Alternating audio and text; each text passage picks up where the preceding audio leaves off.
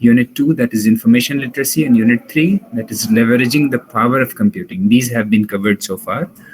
In Unit 4, we have digital media content, in which, after the introduction of digital media content, we'll discuss the nature of digital media content, the participatory culture, the transmedia, and the converged content. So basically, there are 4 units in this unit. There are 4 topics in this unit. So we'll be covering Unit 4 in today's class. In addition to the subject matter, that is the topics that you have in your syllabus, I have also taught you something regarding how to retain what you have learned. That is some tips related to memory, the human memory, how to manage what you memorize, what you retain. I hope those sessions were useful.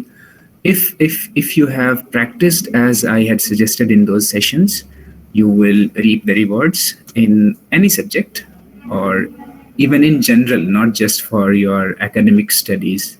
In every walk of life, you can utilize those methods to take your memory from being bad to being photographic in nature. Some people are known to possess photographic memory. They see it and they remember it. They don't forget it. So how do they actually do? There are certain techniques, कुछ तरीके हैं उसके. ऐसा नहीं है कि their capacity of the brain is different as compared to yours. So if you master those methods, you can also have photographic memory. Other than that, उस direction में अगर किसी को और भी स्टडी करना है, दिलचस्पी है, जानना चाहते हैं कि हाउ ह्यूमन ब्रेन वर्क्स, और जो हैक्स हम अप्लाई कर सकते हैं अपने ब्रेन को ठीक से हैंडल करने के लिए, उसके लिए एक फेमस ऑथर है, you may have heard about him. His name is Tony Buzan. मैं चैट बॉक्स में लिख दे रहा हूँ. He is an authority on these subjects. So you can just Google Tony Buzan, and he has written a number of books on memory, on mind mapping, etc. So if you have time, if you have interest, you can download those books. Many of them are available free of cost. You can download the PDF, you can download the Kindle version if available. You can buy if you wish to buy and read the hard copy. And if you have time and interest, go and pursue that. Okay, so moving on. Let's come to the topic now.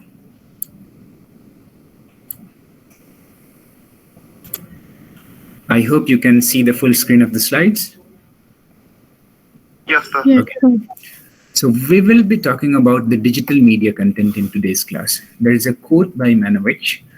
Read this quote. Just as the printing press in the 14th century and photography in the 19th century had a revolutionary impact on the development of modern society and culture, today we are in the middle of a new media revolution.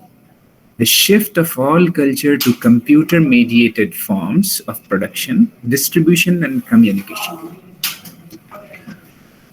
So this captures the essence of how it used to be back then to how it has become now. पहले क्या था कि photography का ज़माना आया, जब कैमरे की इजाद हुई, चीज़ों को आप कैप्चर कर लिया करते थे, information store कर लिया करते थे. As they say, every picture tells a story. Instead of writing a story about, say, a particular village fair, or maybe a particular show, or a cultural fest, or a religious festival, instead of describing them in words, you started to capture them in the form of photographs. And those photographs captured the essence. जब आप वो photograph देखेंगे तो आपको याद आ जाएगा कि वहाँ क्या हुआ था. आप मेला देखने गए थे, मेले में कुछ खिलौने बिक रहे थे, कुछ मिठाइयाँ बिक रही थी, कुछ सब्जियाँ बिक रही थी, कुछ कपड़े बिक रहे थे. उनको आपने फोटो में कैप्चर कर लिया, तो आपको ये बताने की ज़रूरत नहीं है कि वहाँ पे रंग बिरंगे कपड़े बिक रहे थे, वहाँ पे रंग बिरंगे खिलौने बिक रहे थे. Now all of it is in that frame. And again, उसके साथ साथ जो प्रिंटिंग प्रेस का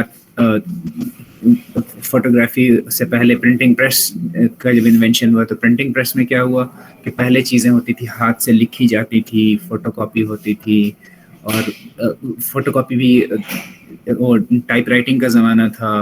और पहले चले जाएंगे तो फिर वो पेपर्स वगैरह की टेक्नोलॉजी नहीं आई थी, तो आप जानवरों की खाल पे लिखते थे या लकड़ी पे लिखते थे या किसी बोर्ड पे लिखते थे, और वो चीज़ें प्रिजर्व की जाती थी। लेटर ऑन फिर पेजेस आए, फिर हाथ से लिखा जाने लगा, स्पेशल कैलीग्राफी करके जो एक्सपर्ट्स होते हैं उस फील्ड के वो लिखने लगे, खत्तात जिसे कहते हैं। उसके बाद फिर धीरे धीरे तरक्की होती गई। Then printing press came into existence, and printing press ने चीज़ों को रिवोल्यूशनराइज कर दिया। एक बुक की मल्टीपल कॉपीज बनाना आपके लिए अब मुश्किल नहीं रहा। ऑफसेट प्रिंटिंग अब होती है, तो वो ईजिली डिसेमिनेट हो जाती हैं इंफॉर्मेशंस। तो फोटोग्राफ्स के फॉर्म में या प्रिंटेड इंफॉर्मेशन के फॉर्म में ये चीज़ें होती थी। बट आज के ज़माने में जो डिजिटल शिफ्ट आया है, ये एक अलग ही लेवल पे चीज़ों को लेके चला गया है।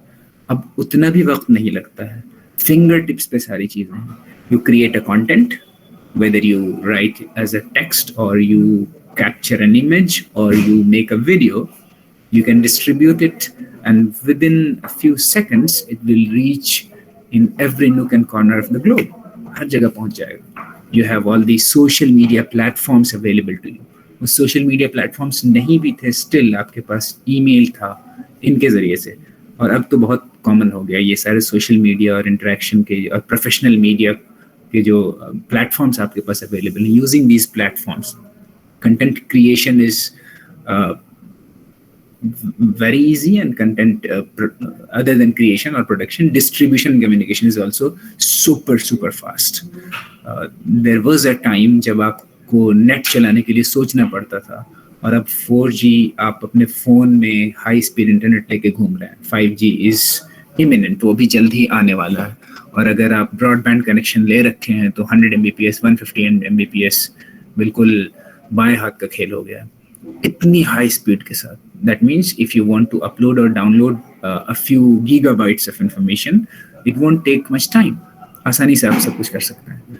तो ये जो चेंज हुआ है, ये चेंज आया है, इसे ही आप डिजिटल मीडिया का इम्पैक्ट कहें, डिजिटल कल्चर कहें, इसकी वजह से आया है। ये चीज़ें अगर नहीं होती, कंप्यूटर को इंट्रोड्यूस नहीं किया जाता और कंप्यूटर रिलेटेड टेक्नोलॉजीज को इंट्रोड्यूस नहीं किया जाता, तो ये चीज़ें नहीं हो पाती। अब हर चीज़ में वो परमिएट कर चुका है। You can not separate it from other things. तकरीबन सारी चीज़ों में इसका एप्लीकेशन है। ये रीज़न है कि आज भी आप देखें, because you are studying computer science and information technology, तो कितनी भी ख़राब फाइनेंशियल कंडीशन हो, आईटी से रिलेटेड कंपनीज जो हैं वही आपको जॉब्स प्रोवाइड कर रही थी रिलेटिवली ज़्यादा कंपेयर टू अदर फील्ड्स। और अब तो आफ्टर दिस कोविड चीज़ें फिर से एक नए लेवल पे जा रही हैं। आईटी सेक्टर में एक नया बूम आ गया है। Those who have a few years of experience, they can demand as much salary as they want. Easily उन्हें मिल जा रहा है। थोड़ा सा बस 2-3 साल 4 साल का एक्सपीरियंस चाहिए, जो काम कर रखे हैं। नए भी हैं, उन्हें नौकरी मिल रही है, नो इश्यूज, वो एक एवरेज लेवल पे काम कर रहे हैं।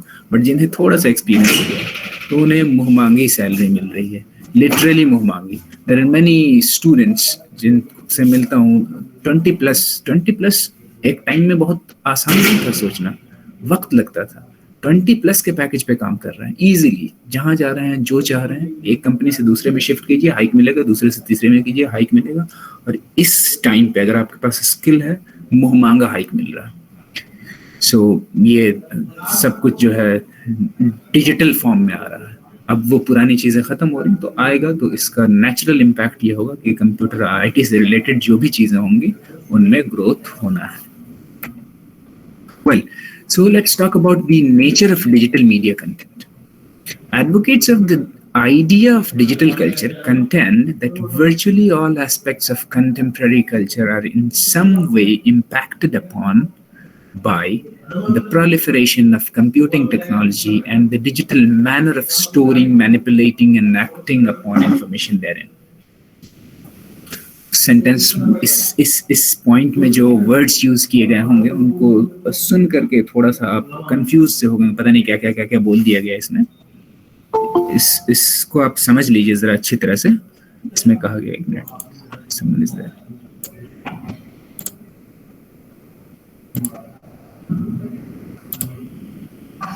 ओके, तो जो भी कंटेम्पररी कल्चर है, व्हाट इज कंटेम्पररी कल्चर? यानी हमारे समय में, हमारे टाइम में, हमारे वक्त में, इस जमाने में जो चीजें होती हैं, जो हमारी सोसाइटी में रीति रिवाज है। फॉर एग्जाम्पल, बच्चे स्कूल जाते हैं। फॉर एग्जाम्पल, आप गेम्स एंड स्पोर्ट्स में पार्टिसिपेट करते हैं। कल्चर के बहुत से एस्पेक्ट्स हैं जो आपको पसंद होंगे, जो आपको नहीं भी पसंद होंगे, बट सोसाइटी में एज अ होल वो चीजें पाई जाती हैं। लेट्स से आपको स्विमिंग नहीं पसंद है, कुछ लोग स्विमिंग में इंटरेस्ट रखते हैं। आपको क्रिकेट नहीं पसंद है, लेकिन सोसाइटी में एक बड़ी तादाद है जो क्रिकेट खेलना पसंद करती है। लेट्स से आपको मेले वेले पसंद नहीं है, बट ये कल्चर ऐसा है इंडियन सोसाइटी का कि जगह जगह पे वो पॉपुलर मेले या प्रदर्शनी इस टाइप की चीजें लगती हैं।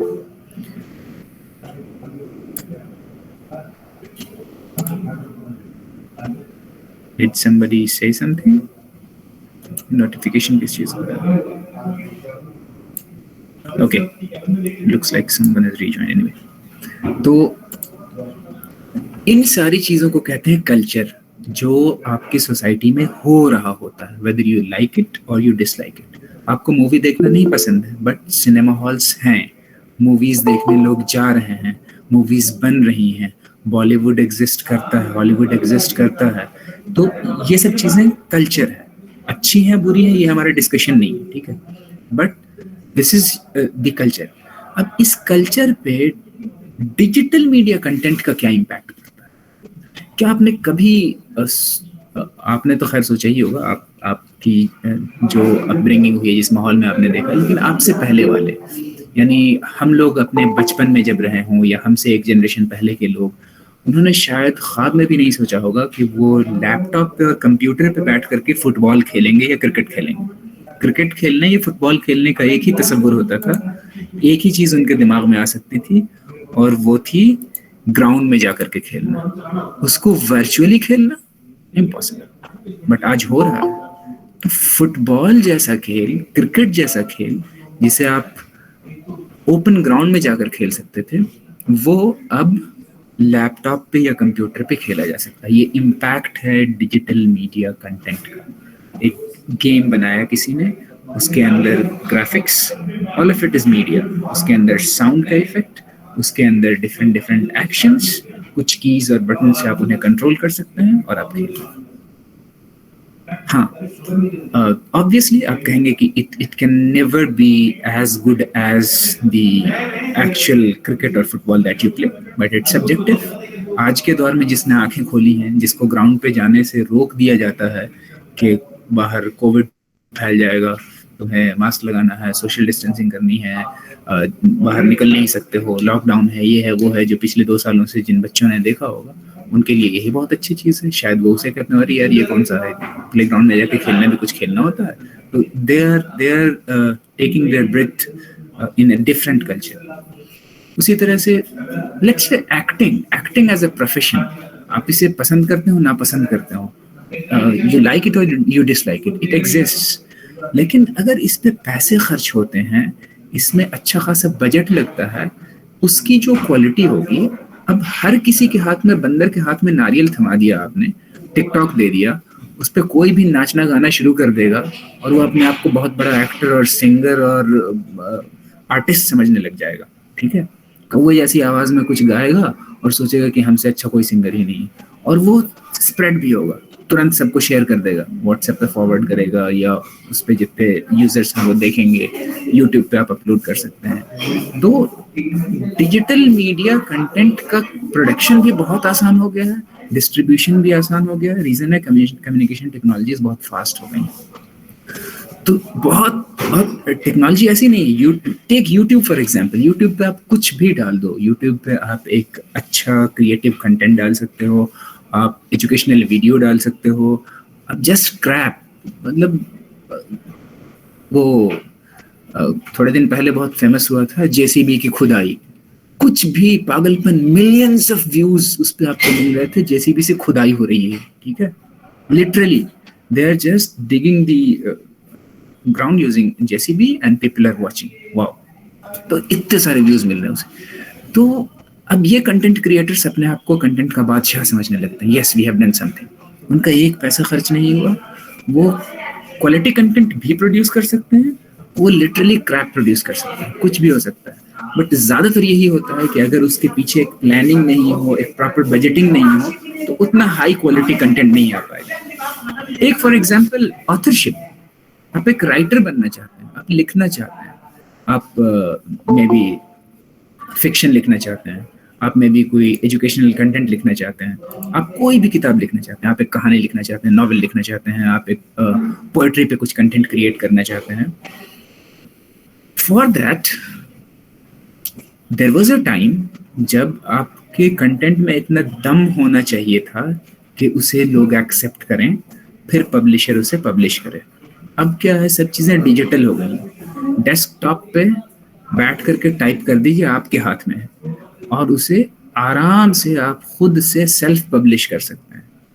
सेल्फ पब्लिश कर लिया, बुक आ गई मार्केट में, और लोगों को फ्री में आप बांटना शुरू कर दिए, ये बुक हमने लिख दिया, आप ऑथर बन गए, ठीक है, कोई आपकी बुक खरीदने नहीं जा रहा है, बल्कि फ्री में भी पढ़ना लोगों के लिए भारी है, वो ले जा करके रख देंगे शेल्फ पे कहीं, या शायद रद्दी की टोकरी में डाल देंगे, बट यस आप ऑथर बन गए, इससे तो कोई इनकार नहीं है, ISBN नंबर के साथ आपकी बुक एक छपी हुई है।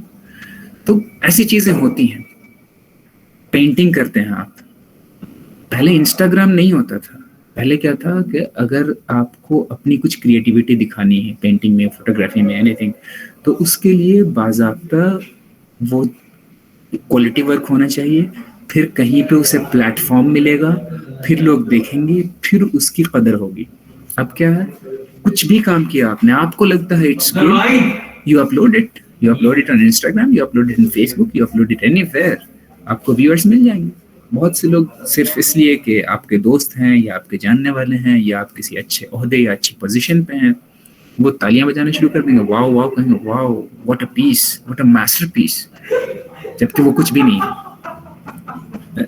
मैं अपनी बात करूं, थोड़ा बहुत मुझे कैलीग्राफी का शौक है, मैं करता हूं कभी कभी, तो अगर मुझे प्रॉपर इसमें एज अ प्रोफेशन इसे लेना पड़े, जहां कोई मुझे टास्क दे कि भाई मेरे लिए ये कैलीग्राफी करके दो, और उसके लिए मुझे वो फीस दे कि इतने पैसे मैं दे रहा हूँ इसके लिए, अब जो मेरा डेडिकेशन होगा उस काम को करने के लिए, और जितनी मेहनत से और जितने क्वालिटी का वर्क करूंगा, बस रैंडम ऐसे ही खाली टाइम में बैठ करके कुछ करके मैंने ऐसे फेसबुक पे लगा दिया, तो वो कभी भी कंपैरेबल नहीं हो सकता उससे, एक रैंडम वर्क ही रहेगा वो।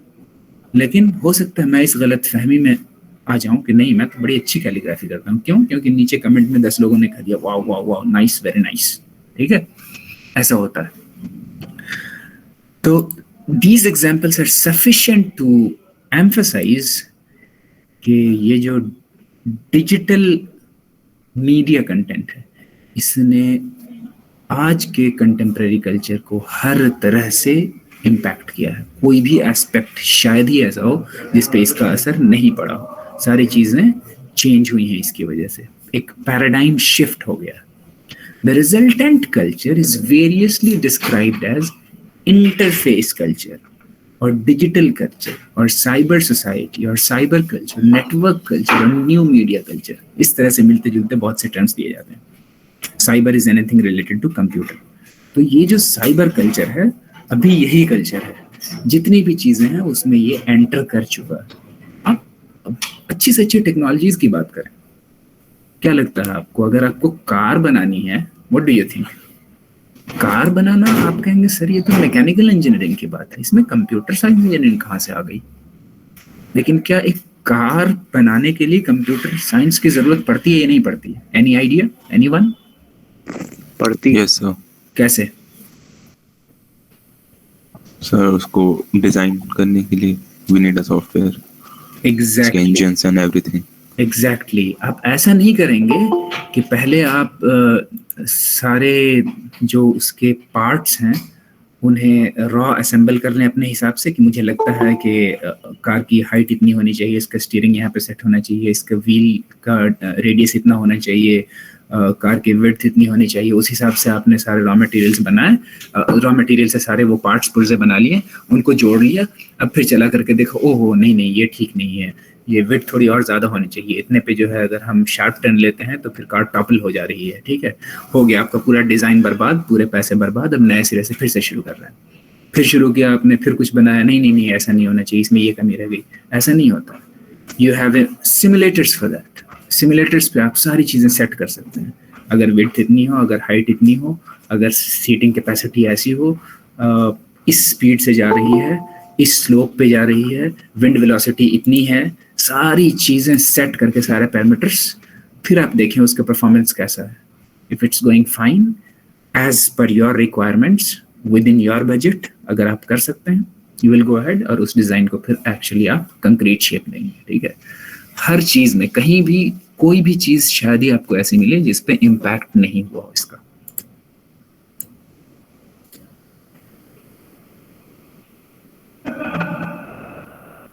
Okay.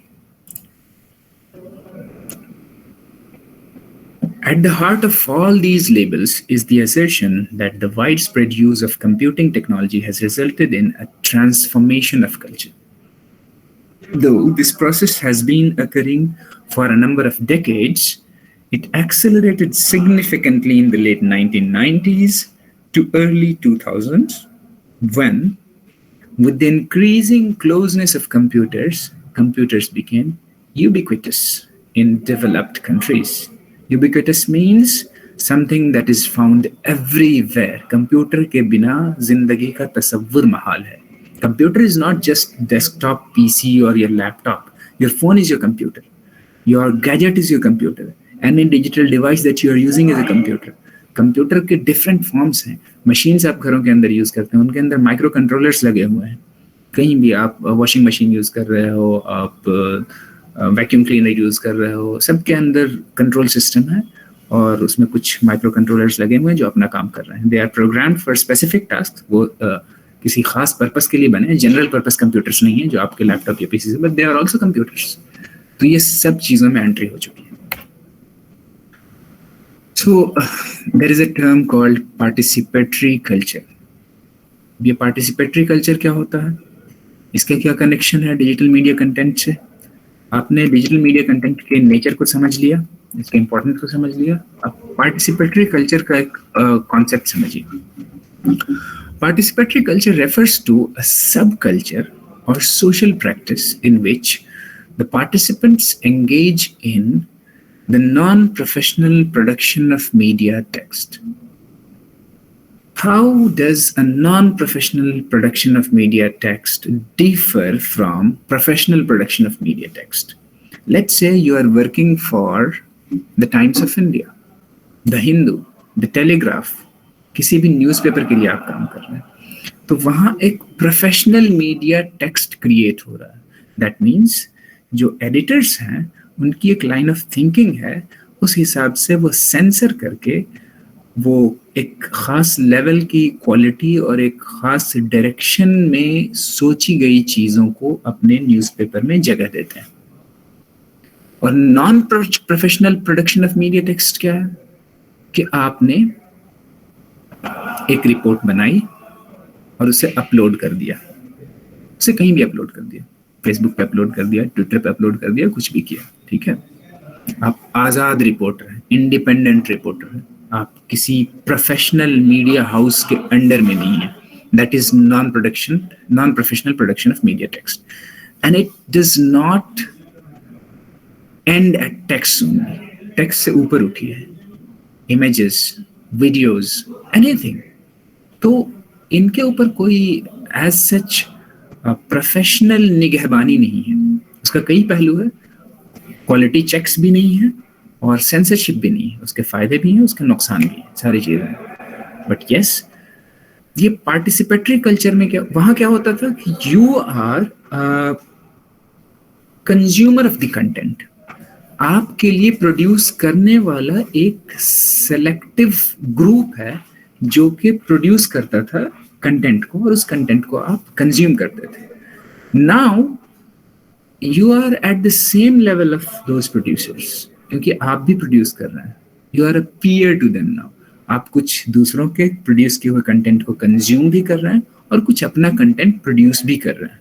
ठीक है, लेट्स से मैं एक एजुकेटर हूँ, एजुकेशन से रिलेटेड कंटेंट मुझे प्रोड्यूस करना है, तो अब मुझे किसी मीडिया हाउस की ज़रूरत नहीं है। एक आर्टिकल लिखने के लिए मैं लिंक्डइन पे आर्टिकल लिख सकता हूँ जिसमें मैं स्टूडेंट्स को गाइड कर सकूँ कि आप कैसे कैसे प्लेसमेंट्स के लिए तैयारी कर सकते हो। मुझे अब फॉर्मली हिंदुस्तान टाइम्स या टाइम्स ऑफ इंडिया या द हिंदू के उस एजुकेशन वाले पेज पे जो हफ्ते में एक दिन आता है लिखने के लिए जगह मिले और फिर मेरा आर्टिकल वो एक्सेप्ट करें तभी मैं पब्लिश कर पाऊँ, ऐसा नहीं है। अब मैं पब्लिश कर सकता हूँ, मैं फेसबुक पे एक पोस्ट लिख सकता हूँ, मैं लिंक्डइन पे एक पोस्ट लिख सकता हूँ, उसे शेयर कर सकता हूँ अपने स्टूडेंट्स में, उसे कॉमन पब्लिक से शेयर कर सकता हूँ। That is what is known as non professional production of media text, और टेक्स्ट से आगे आप कहीं भी ले जाइए। Why is it participatory culture? Because the consumer जो कंज्यूम करता अदरवाइज उस इंफॉर्मेशन को जिससे कुछ खास लोग प्रोड्यूस करते, अब वही प्रोड्यूसर भी बन गया। That means he is participating in that. Now it's not one way. That means there is a producer of content and you are a consumer of content. No, it's two way. अब हमारे content को भी आप तक पहुंचा दिया जाएगा और आपका कंटेंट भी हम तक चलाएगा. That is why it is known as participatory culture. Participatory culture concerns the activities of those who engage with culture through productive activity and is often regarded as the opposite of a purely consumer culture in which audiences are understood as passive recipients of cultural texts. Participatory culture is a way of understanding audiences that rigorously opposes the concept of the passive audience, that is, a recipient of consumer of culture. Say, for example, participation कैसे बढ़ता है? एक article लिखा किसी ने, let's say एक ideologue है जो किसी पॉलिटिकल इशू पे, किसी इकोनॉमिक इशू पे, किसी रिलीजियस इशू पे एक आर्टिकल लिखते हैं और वो न्यूज़पेपर में पब्लिश हो जाता है, और आपने उस आर्टिकल को कंज्यूम किया, you read that, you didn't agree with a few points, you may have confusions regarding a few points, you may have genuine questions that you wanted to ask, लेकिन आपके पास कोई चांस नहीं है, one way. But अब किसी ने एक sentence लिखा, forget about an article, सिर्फ एक सेंटेंस, एक लाइन, दो लाइन, या पूरा आर्टिकल भी लिखे। कोई जर्नलिस्ट है, उसने लिख दिया और वो डाल दिया फेसबुक पे। कोई पॉलिटिशियन है, उसने कुछ लिख दिया, उसने अपने ट्विटर पे डाल दिया। कमेंट सेक्शन में जाकर के आप पूछने लगेंगे और हार्ड हिटिंग क्वेश्चन होंगे तो मजबूरन उन्हें जवाब देना पड़ता है, वो देंगे। कई बार कुछ लोग तो खुद इंटरेस्टेड होते हैं एंगेज करने में, तो आप इजीली उनके साथ एंगेज करें। आप अपने जेन्युइन क्वेश्चंस रखें, वो उसको आंसर करेंगे। आप अपने व्यूज रखें, वो अपने व्यूज रखेंगे। There is some kind of a participation going on. Even for those जो पार्टिसिपेट नहीं भी करना चाहते हैं, उन्हें भी आप फोर्स कर सकते हैं। बहुत ज्यादा लोग उनसे अगर सवाल करना शुरू कर देंगे तो उनके ऊपर एक प्रेशर बनेगा, then they feel they should answer. अगर कोई एस्केप रूट नहीं मिलता तो फिर वो ट्वीट या पोस्ट को डिलीट करके भाग जाएंगे, ठीक है। But in the end impact आप डालेंगे अपना। A participatory culture is a culture with relatively low barrier to artistic expression and civic engagement. कोई भी artistic expression, आपको एक पोएट्री लिखनी है, एक कविता लिखनी है, प्रेजेंट करना है, आपको कोई लिटरेरी काम करना है, एक उपन्यास, एक नॉवेल लिखना है, एक कोई भी किसी भी टॉपिक पे, आपको फिक्शन हो, साइंस फिक्शन हो, सेल्फ हेल्प बुक्स हो, कुछ भी आपको लिखना है, ठीक है। ये जितना भी लिटरेरी वर्क होता है या जो आर्टिस्टिक वर्क्स होते हैं, इनमें पहले एक बड़ा बैरियर होता था, उस बैरियर को क्रॉस करना पड़ता था। अब कोई बैरियर नहीं है, सिर्फ और सिर्फ आपको या तो टाइप करना आना चाहिए या बोलना आना चाहिए। लिखने के लिए भी अब टाइप करना जरूरी नहीं है, आप बोल कर लिख सकते हैं। आप गूगल असिस्टेंट की हेल्प ले सकते हैं, वॉइस टाइपिंग कर सकते हैं। You don't need to write, you just voice type, written में आपका कंटेंट चला जाएगा। As such participatory cultures are those of the makers and sharers of digital cultural texts that exist alongside professionally produced media. Of course, professionally produced media भी है, ऐसा नहीं है. मतलब अगर इंडिपेंडेंट टाइप के जर्नलिस्ट ने कुछ कुछ वीडियोस बनानी शुरू कर दी, अपना यूट्यूब चैनल चला लिया, इट डजंट मीन कि उसकी वजह से टाइम्स नाउ और एनडीटीवी और रिपब्लिक टीवी और जी न्यूज़ ये ख़त्म हो जाएंगे. They are there, but at the same time parallelly दूसरे जर्नलिस्ट भी हैं, इंडिपेंडेंट जर्नलिस्ट हैं, कॉमन फोक हैं, जिनका कंटेंट भी अब पहुंच पा रहा है, लोगों तक जा सकता है, जो कि पहले नहीं जा सकता था. Moreover, a participatory culture is one in which members believe their contributions matter and feel some degree of social connections with one another. At least they care what other people think about what they have created. Obviously, लोग like कर रहे हैं, comment कर रहे हैं, आपको लगता है कि you belong there. They are giving weight to your views or your content. Then there is a term called transmedia. Media के किसी एक फॉर्म तक लिमिटेड न रहना, बल्कि अक्रॉस डिफरेंट फॉर्म्स चीज़ों को ले जाना, that is transmedia. Transmedia concerns the way in which signifiers are used and deployed across different media platforms. Maybe वो लेट्स से एक एडवर्टीजमेंट करना, यू रन अ कंपनी, तो उस कंपनी से रिलेटेड, उस बिजनेस से रिलेटेड कोई advertisement करना है, तो कुछ ऐसे भी लोग हैं जो आज भी एफएम रेडियो सुना करते हैं, आप वहाँ भी एक ऐड डलवा सकते हैं, टेलीविजन पे भी डाल सकते हैं, फेसबुक पे भी ऐड डाल सकते हैं आप, और गूगल के डिफरेंट प्लेटफॉर्म्स हैं जिन पे आप ऐड डाल सकते हैं. फॉर एग्जांपल यूट्यूब पे आप ऐड डाल सकते हैं. तो ऐड जो है वो हर तरह से आपने डाल दिया कंज्यूमर के पास, जो इंटेंडेड आपके प्रोस्पेक्टिव कस्टमर्स हैं उनके पास, और उन सब में across the platforms जो common theme है वो वही रहेगी. Let's say logo है आपकी कंपनी का, that logo will remain the same whether it is in the form of picture or in the form of video, वो logo वैसा ही रहेगा, ठीक है. जो tagline आपकी कंपनी की वो वही रहेगी. हो सकता है visuals जरा different हो, जो voice हो वो different हो, तो ये हो सकता है, but जो basic theme है आपके marketing strategy की, जो एडवर्टीजमेंट का थीम जो है वो वही रहेगा.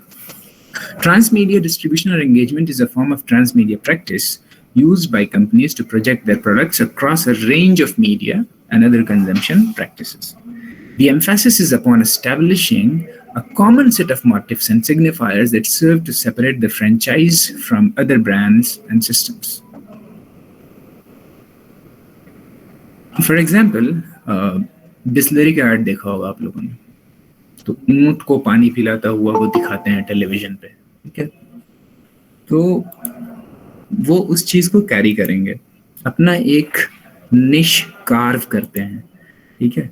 कुछ खास चीजें हैं जो उनके साथ ही एसोसिएटेड होंगी, जो ब्रांड नेम है वो उनका ही रहेगा. ऐसा नहीं कि वो सिर्फ ये कहेंगे कि भैया पैकेज ड्रिंकिंग वाटर ले लो, नहीं, बिस्लरी का ही लो, ठीक है. और बिस्लरी और ऊंट से ऐसा कनेक्शन हो जाएगा कि कैमल और वहां पे पानी दिखा तो आपको बिस्लरी ही याद आएगा. जैसे एक जमाने में हच का ऐड आता था, उसमें एक कुत्ता रहता था, तो वो डॉग जो है, तो डॉग और मोबाइल फोन का कनेक्शन होगा तो आपके दिमाग में आता था हच. वही फिर वोडाफोन हुआ जो भी है, तो पता नहीं आजकल वो यूज कर रहे हैं या नहीं कर रहे हैं, बट वो आपके बिल्कुल दिमाग पे हावी हो जाएगा. इतनी तरह से उसको डालेंगे कि वो कनेक्शन आप वैसे ही फील करेंगे.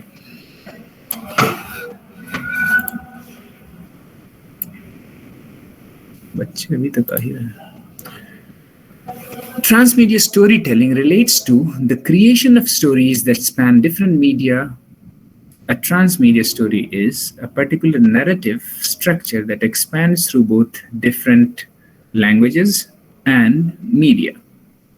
Verbal हो सकता है, iconic हो सकता है, graphical representations हो सकते हैं, different media, cinema के through, comics के through, television के through, video games के through, different forms में आप same storyline को present कर सकते हैं. Each medium contributes to and reveals more of the story. Transmedia storytelling is not just an adaptation from one media to another.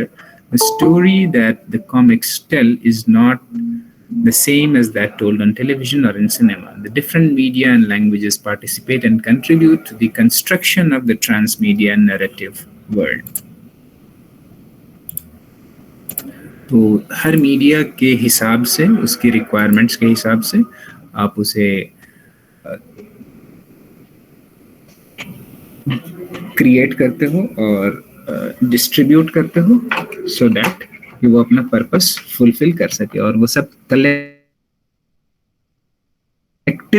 एक impact डाल उस कंटेंट के कंज्यूमर पे जो इंटेंडेड होता है आपकी तरफ से.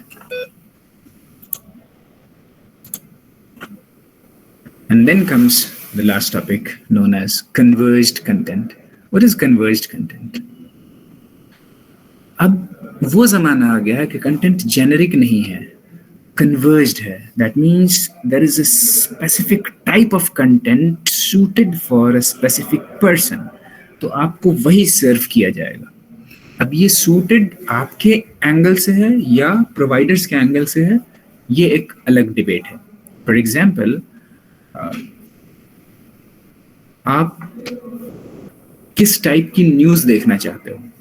लेट्स से आप दिल्ली में हो, आप यहाँ गूगल अगर खोलोगे तो गूगल इंडिया खुलेगा. उसमें जा करके अगर गूगल न्यूज़ ऐप खोलते हैं तो गूगल न्यूज़ में इंडिया से रिलेटेड न्यूज़ जो हैं, जो ज़्यादा रेलेवेंट हैं, वो दिखेंगी, लोकली मोर रेलेवेंट इन्फॉर्मेशन. और अगर आप यूके के अंदर हैं या आप यूएई के अंदर हैं फॉर एग्जांपल, वहाँ अगर आप खोलेंगे गूगल, वहाँ न्यूज़ वाले पोर्टल पे जाएंगे तो वहाँ से रिलेटेड रेलेवेंट न्यूज़ दिखेगा. दोनों का TLD जो होता है वो भी अलग अलग होता है. .co.in वहाँ होगा, .co.uk या .ae, अलग अलग जगह का अलग अलग होगा. एंड देन वहाँ से रेलेवेंट इन्फॉर्मेशन आपको मिलेगी. तो एक तो ये हुआ कि उस जोग्राफिकल लोकेशन जो वो सबसेट है, वहाँ के लिए जो रिलेवेंट इन्फॉर्मेशन है वो आपको प्रोवाइड किया जा रहा है. ऐसा नहीं है कि सब के लिए ग्लोबली बिल्कुल सेम इन्फॉर्मेशन, नहीं. उसके बाद आपने भी उसमें सेलेक्ट कर रखा, अपने एंड से कस्टमाइज कर रखा. आपको स्पोर्ट्स का न्यूज़ देखना है तो स्पोर्ट्स वाला शो करेगा. आपको इंटरनेशनल न्यूज़ नहीं देखना है, वो नहीं शो करेगा. आप उसको कस्टमाइज कर सकते हैं. उसके बाद हाउ यू ब्राउज ऑनलाइन. आप अगर अभी लेट्स से होम लोन्स के बारे में सर्च कर रहे हैं, हो सकता है होम लोन प्रोवाइड करने वाला कोई बैंक आपको थोड़ी देर बाद कॉल कर दे, आपके पास मैसेजेस आ जाएं, आपके पास ईमेल्स आ जाएं जिसमें वो अपने स्कीम्स आपको प्रोवाइड करने लगे. कैसे? आपकी इस ऑनलाइन सर्चिंग को उन्होंने कैश कराया, आपकी इस एक्टिविटी को उन्होंने नोट किया. कैसे किया? उनके अपने तरीके हैं. और फिर आपके लिए रेलेवेंट वो स्टफ है तो आपको उन्होंने प्रोवाइड कराया. आप कुछ खरीदना चाह रहे हैं, आपने थोड़ा बहुत सर्च कर लिया अमेजोन, फ्लिपकार्ट पे. अब देखिए तो पूरे नेट पे जो है ना, हर तरफ आपको वही प्रोडक्ट दिखेगा जो आप देख करके छोड़ करके आए थे, थोड़ा महंगा है, फिर थोड़ा डिस्काउंट दे करके आपको खरीदवा ही देगा. तो ये सारी चीज़ें होती हैं. तो टू अ सर्टेन एक्सटेंट ये लगता है यार दिस इज़ यूजफुल, अच्छी बात है. मतलब मुझे किस तरह का कंटेंट चाहिए, मुझे किस तरह की इंफॉर्मेशन चाहिए, मुझे किस तरह के प्रोडक्ट्स चाहिए, वो मेरे हिसाब से कस्टमाइज कर दिए जा रहे हैं और मुझे शो किए जा रहे हैं. तो कुल मिलाकर के फिल्टर्ड चीज़ें, मुझे उतना उसमें वक्त ज़ाया नहीं करना पड़ रहा. मेरे लिए जो चीज़ें रिलेवेंट हैं वो मेरे पास आ रही हैं. बट इसका डार्क साइड भी है. आपकी प्रोफाइलिंग बहुत ईजिली हो सकती है. अब you have a digital footprint, आप उसको अवॉइड नहीं कर सकते. यू यूज़ अ फ़ोन, आपके पास फ़ोन है तो कब कहाँ किस लोकेशन में आप गए हैं ये इजीली ट्रैक किया जा सकता है. आपने मैप्स यूज़ किया है, इससे पता चल जाएगा आप कहाँ कहाँ विजिट किए हैं. आप टेक्स्ट कर रहे हैं, किस टाइप का टेक्स्ट कर रहे हैं, किन लोगों से टेक्स्ट कर रहे हैं, किन लोगों से व्हाट्सएप पे इंफॉर्मेशन ट्रांसमिट कर रहे हैं, रिसीव कर रहे हैं, बातें किन से कर रहे हैं, सारी चीज़ें पता चल जाएंगी. तो इंडिविजुअली अगर आपकी प्रोफाइलिंग करना चाहे कोई, कौन करना चाहेगा? या तो आपका कोई खैर ख्वाह हो, आपके हक में कुछ अच्छा वो प्रेजेंट करना चाह रहा हो, ठीक है. तो लेट्स से मे बी आपको कोई गिफ्ट करना चाह रहा हो, तो आपकी रिक्वायरमेंट क्या है ये जानने के लिए अगर कोई प्रोफाइलिंग करना चाहे, ऑफ कोर्स ही needs to have that kind of access, जो कि इतना आसान नहीं है, ठीक है. तो बिना आपसे पूछे आपको माइक्रोवेव ओवन की ज़रूरत है, तो आपका कोई रिलेटिव जो है आपकी पूरी प्रोफाइलिंग करके उसको पता है और उसने आपको माइक्रोवेव ओवन गिफ्ट कर दिया, आप बहुत खुश हो गए, ठीक है। बट ऐसा होता नहीं है। ज़्यादातर होगा क्या, गवर्नमेंट या कोई भी हाई हैंडेड एजेंसीज या मे बी डिफरेंट ऑर्गेनाइजेशंस जो कि बैंड होते हैं, तो उनके अपने वेस्टेड इंटरेस्ट होते हैं। For that purpose they do your profiling. थोड़े दिन पहले पेगासस का हंगामा हुआ था, मीडिया में बहुत चला था कि इससे स्पाइंग हो रही है। वो तो अल्टीमेटली हाई लेवल की चीज़ थी, but in general personal individual profiling is not that difficult in today's age and time, और इसका खामियाजा आपको भुगतना पड़ सकता है।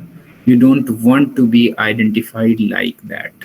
आपका डिजिटल फुटप्रिंट है, इसलिए आप अवॉइड नहीं कर सकते हैं, बट यस इसको मिसयूज किया जा सकता है। तो ये कन्वर्ज्ड कंटेंट जो है, इसका फायदा भी है और इसका नुकसान भी। Users can engage with content from a variety of such sources, shift to various external web pages, web services, apps, and social networks, and integrate their experience through common platforms. The integration of such different systems is facilitated through the organization of vast amounts of data concerning users' connections and interactions with other users and various texts. Within the data handling systems, this information is organized as a social graph. What is a social graph? कि आप किस तरह से interact कर रहे हैं, Facebook पे आप क्या कर रहे हैं, ट्विटर पे क्या कर रहे हैं, लिंक्डइन पे क्या कर रहे हैं, आपके बारे में एक ग्राफ बना हुआ है। आपका सर्फिंग टाइम क्या है, आप ऑफिस कब जाते हैं, आप ज़्यादातर टाइम किस चीज़ में स्पेंड करते हैं, कब कब आप खुश रहते हैं, कब कब आप उदास रहते हैं, सारा पूरा ग्राफ बन जाएगा। सारे नोट्स बने होंगे, कनेक्टेड होगा, it's a form of a graph. So social graph, which can be used to understand and act upon the links and the nature of associations between individuals, various texts, and user actions, such as liking a friend's post, यहाँ mistake से print हो गया हो, और sharing a comment और image, ठीक है। तो ये सारी चीज़ें बन जाती हैं। That is what we know as converged content. With this unit 4 is formally over. एक टेस्ट भी लेना है आप लोगों का, मैं कब लूँ actually, officially section divided information मेरे पास आ नहीं रही है। जब तक ऑफिस से नहीं आ जाए, ऑफ कोर्स आप लोगों को अपने अपने सेक्शंस का पता चल गया होगा, but they might not be final. तो बाद में फाइनली कंपाइलेशन ऑफ मार्क्स में मुझे इश्यूज होंगे, इसीलिए मैं डिले कर रहा हूँ थोड़ा।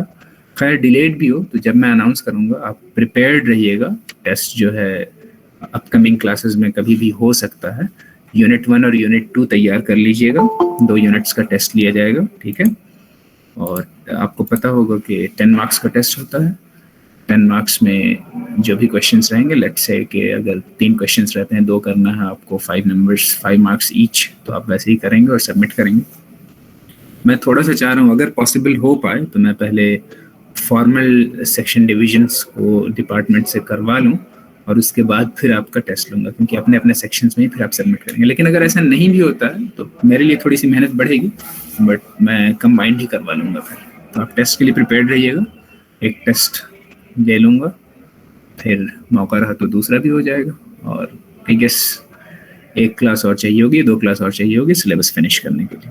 बाकी जो बच्चे लेट से ज्वाइन किए हैं, उनकी अगर कोई क्वेरी है, कुछ नहीं समझ में आ रहा हो, पढ़ने की कोशिश किए हो, तो वो मुझसे मिल भी सकते हैं, और अगर चाहें तो कोई क्लास भी अरेंज कर दी जाएगी उनके लिए।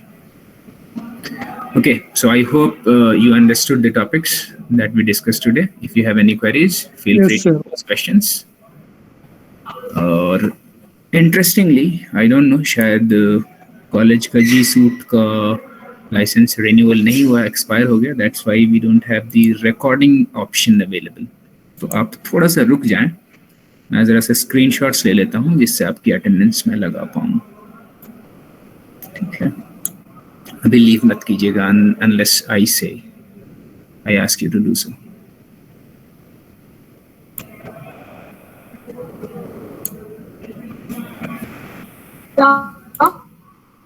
Yes, what happened? आप प्लीज एक बार नोट्स शेयर कर देंगे।